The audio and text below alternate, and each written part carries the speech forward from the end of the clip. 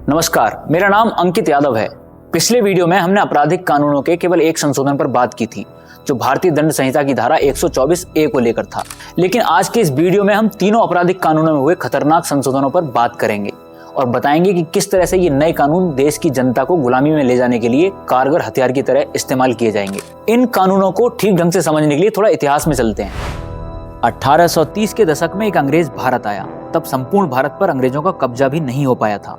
पूरे भारत में 4 साल पूरब से पश्चिम, उत्तर से दक्षिण घूम लेने के बाद उसने इंग्लैंड लौटकर ब्रिटिश पार्लियामेंट में अपनी रिपोर्ट प्रस्तुत की और अपने भाषण में कहा, हम भारत को कभी भी लंबे समय तक गुलाम बनाकर नहीं रख पाएंगे, क्योंकि भारतीय लोग बहुत ही स्वाभिमानी हैं और अपने सम्मान, अपनी महान संस्कृति और जीवन मूल्यों की रक्षा के लिए हमेशा मर मिटने को तैयार रहते हैं। इसलिए हमें यानी ब्रिटिशर्स को कुछ ऐसे तरीके ईजाद करने पड़ेंगे जिससे भारतीय लोगों के अंदर हीन भावना पैदा हो, जिससे वे अपना आत्मसम्मान खो दें और खुद को असभ्य और पिछड़ा मानकर अंग्रेजों को महान मानने लगें। फिर न केवल राजनीतिक रूप से बल्कि मानसिक रूप से भी वे हमेशा के लिए अंग्रेजों और उनके सिस्टम के गुलाम बन जाएंगे। और इसके लिए उसने अपना पहला सुझाव भारत की शिक्षा व्यवस्था में बदलाव कर शिक्षा को अंग्रेजी और प्रत्येक छात्र को नौकर बनाने वाली शिक्षा में बदलने का दिया। इस अंग्रेज का नाम थॉमस बेबिंगटन मैकॉले था। मनोविज्ञान का जानकार यह अंग्रेज महर्षि ही भारत की आधुनिक शिक्षा प्रणाली का जनक कहा जाता है। आईपीसी की बात करने से पहले मैकॉले की बात करना इसलिए जरूरी था क्योंकि मैकॉले को ही भारतीय दंड संहिता का जनक कहा जाता है। लेकिन आज हम भारत की शिक्षा प्रणाली पर बात नहीं करेंगे, बल्कि हम भारतीय दंड संहिता 1860, जिसे संशोधन के बाद अब भारतीय न्याय संहिता 2023 कहा जाएगा, और साथ ही अपराध प्रक्रिया संहिता यानी सीआरपीसी, जिसे संशोधन के बाद अब भारतीय नागरिक सुरक्षा संहिता कहा जाएगा, और भारतीय साक्ष्य अधिनियम 1872 पर बात करेंगे। जब ये तीनों बिल अगस्त 2023 में मानसून सत्र में पेश किए गए थे, तब इन्हें संसदीय समिति ने कुछ संशोधनों के लिए भेज दिया था। उसके बाद उसमें कुछ परिवर्तन करके दोबारा शीत सत्र में गृह मंत्री अमित शाह के द्वारा लोकसभा में पेश किया गया। कमाल की बात यह है कि बिल लोकसभा में प्रस्तुत करने से कुछ दिन पहले ही विपक्ष के 150 सांसदों को लोकसभा से निलंबित कर दिया गया और ये बिल काले कृषि बिलों की तरह बिना किसी वाद विवाद या चर्चा के एक तरफा लोकसभा में पास कर दिए गए। इसलिए भी इन बिलों के उद्देश्य पर शक होना स्वाभाविक जान पड़ता है, क्योंकि 140 करोड़ भारतीयों के न्याय के ये कानून तर्क वितर्क के बिना ही लागू कर देना तानाशाही मंशा को जाहिर करते हैं। गृह मंत्री अमित शाह ने लोकसभा में कहा कि ये बिल ब्रिटिश शासन और ब्रिटिश काल के कानूनों को समाप्त कर पूरी तरह से भारतीय कानून बन जाएंगे। तो आइए पहले से मौजूद इन कानूनों के बनने का कारण थोड़ा समझ लेते हैं और इसके लिए फिर से इतिहास में चलते हैं। 1857 भारत की स्वतंत्रता का एक ऐसा संग्राम था जिसने पूरी दुनिया की सबसे ताकतवर सत्ता की जड़ों को न सिर्फ हिला दिया, बल्कि भारत जैसे विशाल देश के कई हिस्सों में उसकी डालियां टूटकर जमीन पर आ गिरी। दुर्भाग्य से सफलता के बिल्कुल नजदीक जाकर यह संग्राम पूर्ण रूप से सफल ना हो सका, लेकिन इसने अंग्रेजों को इतना दहशत में डाल दिया कि वे इसके दोहराए जाने के विचार से कांपने लगे।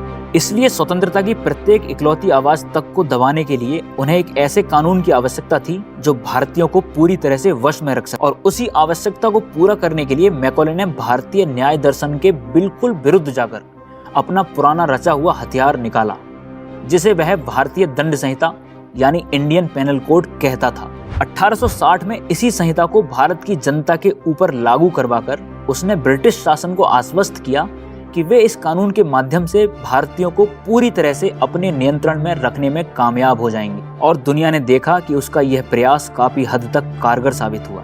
पुलिस और अंग्रेजी सिस्टम भारतीयों के अंदर भय भरने में कामयाब रहा। कुछ ही दशकों में भारत के भोले भाले लोगों ने यह स्वीकार कर लिया कि पुलिस तो अत्याचार करने की अधिकारी है ही, और शायद उसे यह अधिकार ईश्वर ने दिया है।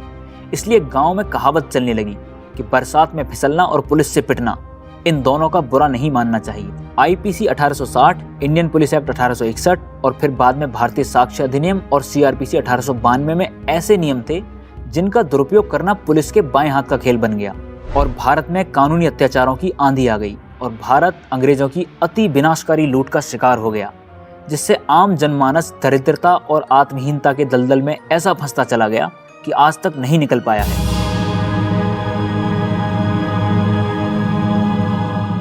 अब 1860 के 163 साल के बाद भारतीय जनता पार्टी की सरकार ने इनमें बदलाव किए हैं। पहले हम आईपीसी की धाराओं में किए गए बदलावों पर बात कर लेते हैं। भारतीय दंड संहिता में पहले 511 धाराएं थी, लेकिन अब भारतीय न्याय संहिता में 356 धाराएं होंगी। इसमें 175 धाराओं में बदलाव किए गए हैं। 8 इसमें नई धाराएं जोड़ी गई हैं और 22 धाराओं को इसमें से हटा दिया गया है। आईपीसी की धारा 302 के तहत हत्या के मामले में सजा दिए जाने का प्रावधान है, मगर अब नए कानून में हत्या की धारा 101 होगी। नई बिल की धारा 302 छिनौती के मामले में लगेगी। आईपीसी में धारा 144 अवैध जमावाड़े से संबंधित है। इसका मतलब है कि 4 या 4 से ज्यादा लोग एक जगह जमा नहीं हो सकते। नई बिल में इसकी जगह धारा 187 लेगी। आईपीसी में धारा 420 धोखाधड़ी का अपराध है, जबकि नई बिल में धोखाधड़ी के लिए 316 लगाई जाएगी। नई बिल में अब धारा 420 नहीं है। आईपीसी की धारा 121 भारत सरकार के खिलाफ युद्ध छेड़ने या युद्ध छेड़ने का प्रयास करने या युद्ध छेड़ने के लिए उकसाने के लिए लगती थी। इसकी जगह अब नई बिल की धारा 146 लगेगी। आईपीसी की धारा 499 मानहानि से संबंधित थी, उसकी जगह नए कानून की धारा 354 लगाई जाएगी। धारा 376 दुष्कर्म के मामले में लगती थी, जिसकी जगह अब धारा 63 लेगी और धारा 64 सजा से संबंधित है, जबकि धारा 70 गैंगरेप के अपराध से संबंधित होगी। ये तो हुई आईपीसी की धाराओं की संख्या को बदलने या आगे पीछे करने की बात, लेकिन अब हम आईपीसी में हुए उन प्रावधानों की बात कर लेते हैं जो देश की जनता को दबाने और उनका शोषण करने का काम करेंगे। तो अब इसके परिवहन व्यवस्था से जुड़े एक संशोधन की बात कर लेते हैं, जिसने पूरे देश के ड्राइवर लोगों को दहशत में डाल दिया है। पहले लापरवाही से गाड़ी चलाने और किसी को मारकर भाग जाने के लिए पुरानी दंड संहिता की धारा 304A में प्रावधान था। इसके अंतर्गत कहा गया था कि यदि कोई व्यक्ति गाड़ी लापरवाही से चलाते हुए किसी को मार देता है और वहां से भागता है तथा दोषी सिद्ध होता है तो उसे 2 साल की सजा दी जाएगी और साथ ही उस पर जुर्माना भी लगाया जा सकता है। ऐसे मामलों में पहले जमानत का भी प्रावधान था। ट्रक ड्राइवर और ट्रांसपोर्टर इस कानून के पीछे हाल ही में लागू हुई भारतीय न्याय संहिता की धारा 106(2) का हवाला दे रहे हैं। यह कानून किसी भी प्रकार के वाहन से दुर्घटना करके भागने और लापरवाही से चलाने को लेकर सजा के विषय में बताता है।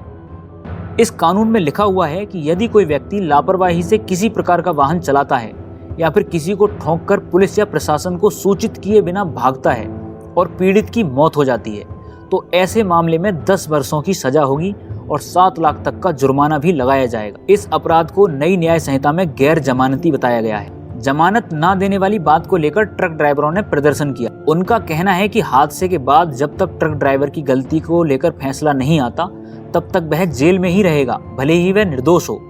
उनका कहना है कि हादसे के बाद भीड़ के गुस्से से बचने के लिए हादसे वाली जगह से भागते हैं, ना कि पीड़ित को नुकसान करने के उद्देश्य से। यह कानून हादसा करके भागने वालों पर विशेष रूप से प्रभाव डालेगा। ऐसे में सुनवाई के दौरान ट्रक ड्राइवर के जेल में रहने और ट्रक के खड़े रहने से मालिक को भी नुकसान होगा। और भांग खाकर बेहोशी में बनाया गया ये कानून देश के 80 लाख ट्रक और बस ड्राइवरों समेत 2 पहिया से लेकर 4 पहिया वाहन चलाने वाले करोड़ों लोगों को अपनी चपेट में लेगा, क्योंकि नेता, अभिनेता और उद्योगपति सब के सब इस प्रभाव से बच जाएंगे। क्योंकि जब भी नेताओं के बच्चों से एक्सीडेंट होता है तो उनके नौकरों का लाइसेंस रिपोर्ट में लगा दिया जाता है और नेताओं के आगे 10 गाड़ियां और पीछे 10 गाड़ियां चलती हैं, तो उनके हाथों से एक्सीडेंट होने का तो सवाल ही नहीं बनता। तो स्पष्ट है कि इस कानून से केवल आम जनता को पीसा जाएगा। अब बात करते हैं सीआरपीसी के खतरनाक प्रावधान की। किसी भी व्यक्ति को पुलिस हिरासत में रखने की समय सीमा अधिकतम 15 दिन थी, लेकिन अब इसे बढ़ाकर 60 से 90 दिन किया जा सकता है। पुलिस की हिरासत से संबंधित एक जानकारी आपको जान लेना बहुत जरूरी है।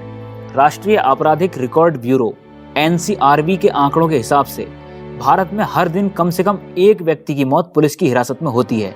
सन 2000 से 2020 तक लगभग 2000 से अधिक लोगों की मौत पुलिस हिरासत में हुई है, लेकिन पुलिस हिरासत में मौतों का वास्तविक आंकड़ा इससे कई गुना है और माना जाता है कि हर रोज 1 व्यक्ति की हत्या पुलिस हिरासत में होती है। 2000 लोगों की मौत पर केवल 26 पुलिस कर्मियों को दोषी ठहराया गया है और उसमें से कुछ ही को सजा हुई।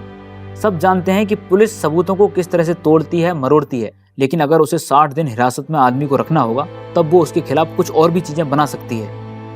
कानूनी शिक्षाविद और विशेषज्ञ जी मोहन गोपाल ने लिखा, यह विधेयक केंद्र, राज्य और स्थानीय सभी स्तरों पर राजनीतिक नेतृत्व को राजनीतिक लाभ के लिए आपराधिक न्याय प्रणाली का दुरुपयोग करने का अधिक अवसर देते हैं और इसलिए पुलिस और आपराधिक न्याय प्रणाली को हथियार बनाते हैं। उनका मानना है कि यह एक गिरफ्तार व्यक्ति के बायोमेट्रिक्स एकत्र करना अनिवार्य करके निगरानी करने वाला राज्य बनाता है।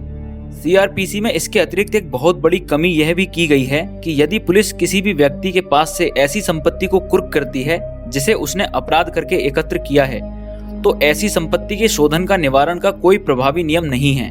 मतलब कि संपत्ति किसकी है और जिसकी है उस तक कैसे पहुंचेगी, या पुलिस में ऐसी संपत्ति की निगरानी के लिए किसको जिम्मेदार ठहराया जाएगा, ऐसा कोई ठोस प्रावधान नहीं है। इससे तो बस यही होगा कि लूटी हुई संपत्ति अपराधी से पुलिस द्वारा लूट ली जाएगी और बड़ी संपत्ति हुई तो प्रशासन और सत्ताधारियों दोनों में बंट जाएगी। काले धन के विषय में ऐसा सुनने में आता है कि यदि किसी के पास हजारों करोड़ों का काला धन पकड़ा जाता है तो सत्ताधारी नेता और सरकारी एजेंसियां वास्तविक धन से बहुत कम आंकड़ा सार्वजनिक करती हैं और बाकी हजम कर जाते हैं। और जिसका काला धन होता है वह खुद अपराधी होने की वजह से इस सब का विरोध भी नहीं कर पाता। इसके अलावा भारतीय नागरिक सुरक्षा संहिता में अब 1 से अधिक अपराधों के लिए जमानत पर प्रतिबंध लगा दिया है, जबकि पुराना सीआरपीसी किसी भी अपराध के लिए अधिकतम कारावास की आधी सजा के लिए हिरासत में लिए गए आरोपी को जमानत की अनुमति देता था। आप सब जानते हैं कि असली अपराधियों के अलावा भी सरकार प्रत्येक सामाजिक आंदोलन के नेताओं पर सैकड़ों मुकदमे दर्ज करती है। तो ऐसी स्थिति में सरकार ने उनकी जमानत को बिल्कुल खत्म करने का प्रावधान किया है। अब बात भारतीय साक्ष्य विधेयक में हुए संशोधन की कर लेते हैं। भारतीय साक्ष्य विधेयक ऐसी जानकारी को अदालत में स्वीकार्य होने की अनुमति देता है यदि वह उस समय प्राप्त की गई थी जब आरोपी पुलिस की हिरासत में था, लेकिन उस जानकारी को स्वीकार्य करने की अनुमति नहीं देता जो तब इकट्ठा की गई थी जब व्यक्ति पुलिस हिरासत से बाहर था। और इससे कोई भी निर्दोष व्यक्ति अगर जमानत पर आकर अपनी बेगुनाही के सबूत इकट्ठा करने पर काम करता है तो उसका कोई मतलब नहीं रह जाएगा, क्योंकि अगर वो हिरासत से बाहर है तो प्राप्त जानकारी अदालत में मान्य नहीं होगी। और भारत के विधि आयोग ने इस अंतर को समाप्त करने की सिफारिश की है। इसके अलावा लॉ कमीशन ऑफ इंडिया ने और भी कई सिफारिशें की हैं, जैसे कि पुलिस हिरासत में किसी आरोपी को लगी चोट के लिए पुलिस की जिम्मेदारी मानने को उसके महत्व के बावजूद भी भारतीय साक्ष्य विधेयक में शामिल नहीं किया गया है। दूसरा, इलेक्ट्रॉनिक रिकॉर्ड से छेड़छाड़ के मामले में तो सुप्रीम कोर्ट ने भी माना है कि इलेक्ट्रॉनिक रिकॉर्ड से छेड़छाड़ हो सकती है, जबकि साक्ष्य विधेयक ऐसे रिकॉर्ड की स्वीकार्यता प्रदान करता है, लेकिन जांच प्रक्रिया के दौरान ऐसे रिकॉर्ड के साथ छेड़छाड़ व संप्रदूषण हेरफेर को रोकने के लिए कोई सुरक्षा का उपाय नहीं है। इसी तरह महिलाओं से जुड़े अपराधों और बलात्कार से संबंधित कई कानूनों में बदलाव हुए हैं, जिनकी बात हम किसी और वीडियो में करेंगे। ये संशोधन इस देश की जनता को कितना न्याय दे पाएंगे इसकी गारंटी तो कोई नहीं ले सकता, लेकिन ये कानून देश की जनता को अपने अधिकारों की आवाज उठाने से रोकने के लिए ब्रह्मास्त्र की तरह प्रयोग किए जाएंगे।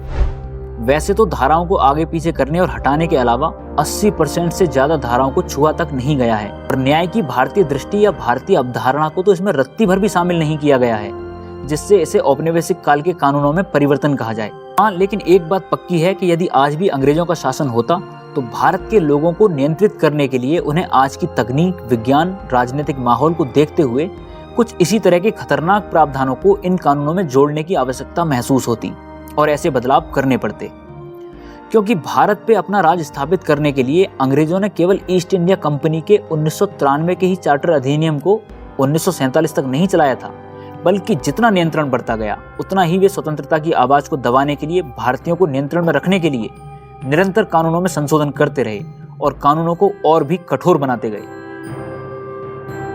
इतिहास गवाह है कि 1947 के बाद दंड संहिता अपराधों को रोकने में तो नाकाम ही रही, उल्टा प्रतिवर्ष देश में अपराध बढ़ते ही रहे।